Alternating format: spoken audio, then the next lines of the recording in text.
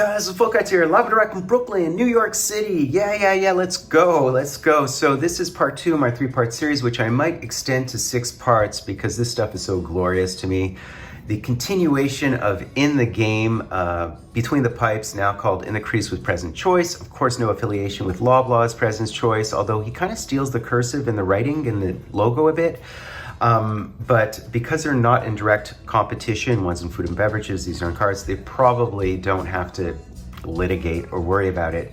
They skirt the rights, and that's really the MO of this brand. I love the fact that they eat into Upper Deck's market share with something a bit different, with names you don't necessarily see all the time. So I've got a lot of love for Present Choice and Leaf and so on, even if they have to alter logos and do what they have to do to get skirt copyright laws. So anyways, guys, let's roll right through it, thick.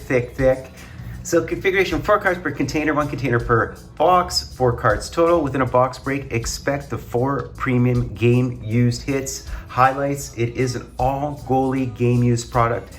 Typically there's at least one per box, so let's rock and roll it.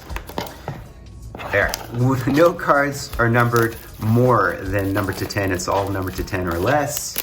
And the ones include the lace 'em ups, the nameplates, the stick handles, etc., the tags, and the complete logos. So some pretty cool ones for sure, including the Pioneer's Quad. That would be ideal. But let's rock and roll, guys. Let's crunch this thing on the Statutronic. I've got my decoy that I just placed below all the paper. Look at the amount of paper. I mean, this is just bonkers. So there is my Goalie Mojo decoy. And we have a Jacques Plante chronology in the background, Letterman. So let's see what we have here to begin the proceedings. All right, let's see what we have here. Focus. So is this the bottom or the top? Not sure. My decoy is upside down, that we can obviously see at this point. So it is another game used number, which is how we started off our last break, right? And it's an oil. That's very cool. Oh, look at this thing. Oh my God, it's a Tommy Salo. I love the fact that they have all these blasts from the past. And someone was mentioning the fact that they do skirt the rights by, using the logos inside the helmets. That is beautiful. So that is a beautiful numbered patch. And yeah, 8 of 10. And it's a piece of Oilers jersey. What piece of the jersey is that? I guess it's a number. That is really cool. That is very cool. Brilliant start. All right.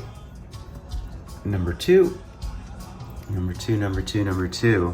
feel like I'm owed something like vintage, but although that was kind of vintage.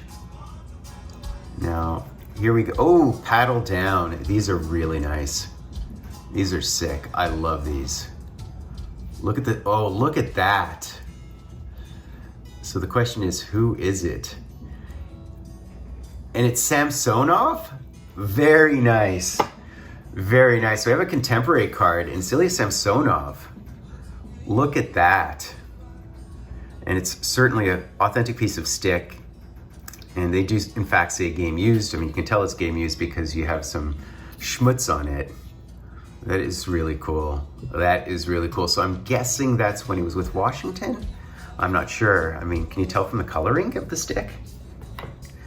Okay, so he was the 22nd overall by the Caps, right? And I'm assuming that's a piece of Capital stick, but I'm not wait, I gotta get my decoy. But I'm not 100% certain. He played for Hershey, and I've obviously played in the KHL. It's hard to tell because you couldn't really see coloring. I assume that's a Capital stick, but who knows? All right, guys, next up, let's see who's up next. Ooh, look at the color of this. I do like that they have color matches and so on. They're pretty novel with that stuff. And what is this? Okay, well, there's a name at the bottom. Oh my God, is it Subban? Is it a Malcolm Subban? It is. Oh wow, very nice. Look at this. This is a beautiful card. Game used stick and game used jersey. And look at the pieces that they chose. Very, very cool. So obviously this is when he was with Boston. That is clear. I mean, he was with Chicago. He did the rounds a bit. So this is a 6 of 10. And the paddle down, as I mentioned, was an 8 of 10. So we have a couple of 10s.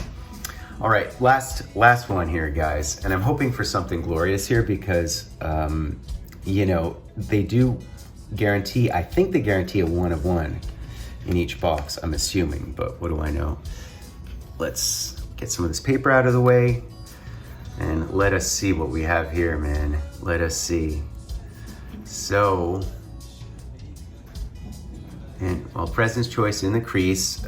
Well, you can see the player on the top right there.